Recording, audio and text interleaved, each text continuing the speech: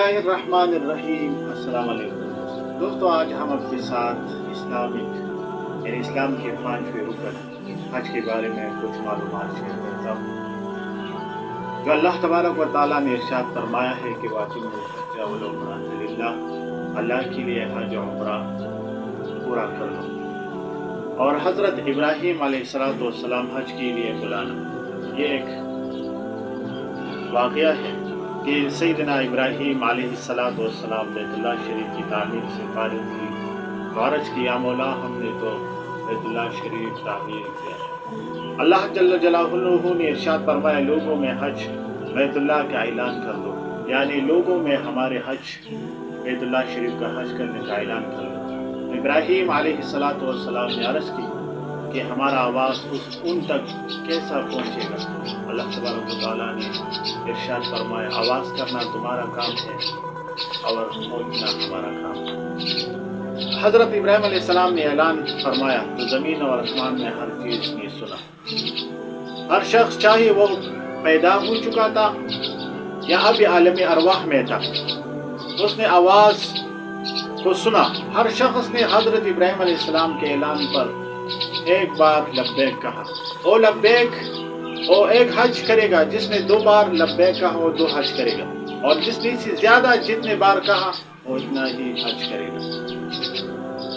ایک اور روایت میں ہے کہ سیدنا ابراہیم علیہ السلام نے مقام ابراہیم پر کھڑے ہو کر ندا دی، اے لوگ، اللہ تعالیٰ کا گھر بن گیا ہے اور اس نے تمام اپنے گھر کا حج فرض کر دیا ہے، لہذا تم اس کا حج کرنے کے لیے آؤ۔ تم مرد، عورت، چھوٹے بڑے، دیہات، شہری، عالم و جاہل، تمام اہل ایمان نے یہ آواز سنی اور لبیک کہا، بلکہ قیامت تک پیدا ہونے والے اہل ایمان و یقین تک بھی آواز پہنچ گئی اور انہوں نے بھی لبیک کے ساتھ جواب دیا۔ جواب سے اس نے دیا جس کی قسمت میں حج لکھا تھا۔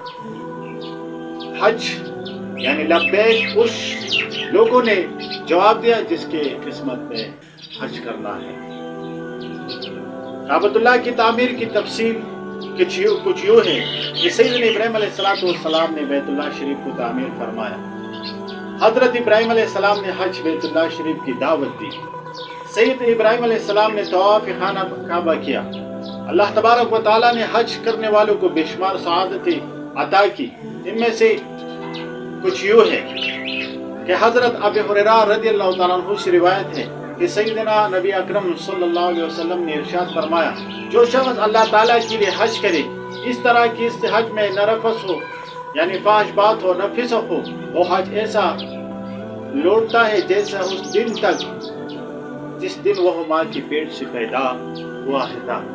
یعنی یہ حاجی ایسا لوٹتا ہے جس دن وہ اپنی ماں سے پیدا ہو چکا، یعنی گناہوں سے پاک۔ اس حدیث سے معلوم ہوا کہ حج جب خالص نیت سے ہو، اس میں فحش بات نہ ہو، اللہ تبارک و تعالیٰ اور اس کے رسول صلی اللہ علیہ وسلم سے حکم سے روگردانی نہ کرے، تو تمام گناہوں سے پاک ہو کر حج سے لوٹتا ہے جیسے پیدا ہونے والے بچے پر کوئی گناہ نہیں ہوتا، ایسے ہی اس شخص پر کوئی گناہ نہیں رہتا۔ تو معلوم ہوا حج محض اللہ تعالیٰ کی رضا کے لیے کیا جائے۔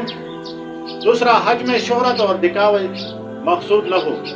تیسرا، حج سیر و تفریح کی نیت سے نہ کیا جائے، حج تجارت کی نیت سے نہیں کیا جائے، حج حاجی کہلانے کے غرض سے نہیں کیا جائے، حج عزت بنانے کے غرض سے نہ کیا جائے۔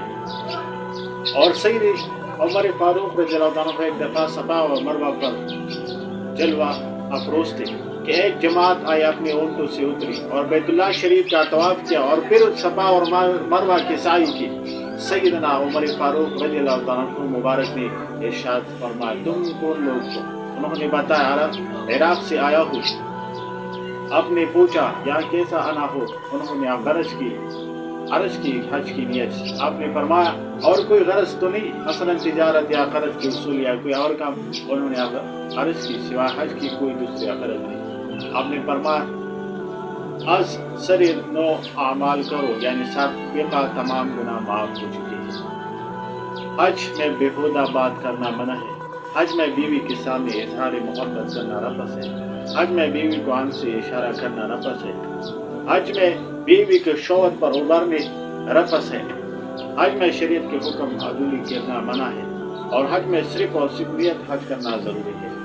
حاجی ایاز رحمۃ اللہ علیہ کا ایک واقعہ نقل فرمایا ہے کہ ایک جماعت سعدون فلانی کے پاس آئی اور بتایا کہ قبلہ کتامہ کے لوگوں نے ایک شخص کو قتل کیا اور اس کو آگ میں جلانے چاہا۔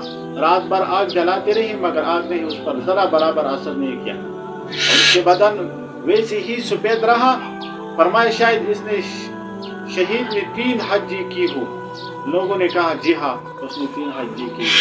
سعدون فلانی کہنے لگے مجھ تک یہ حدیث پہنچی ہے اس شخص نے ایک حج کیا اللہ تبارک و تعالیٰ کا اس نے فرض ادا کی، جس نے دوسرا حج کیا اس نے اللہ تعالیٰ کو قرض دیا اور یعنی اس نے ثواب جمع کروا دیا۔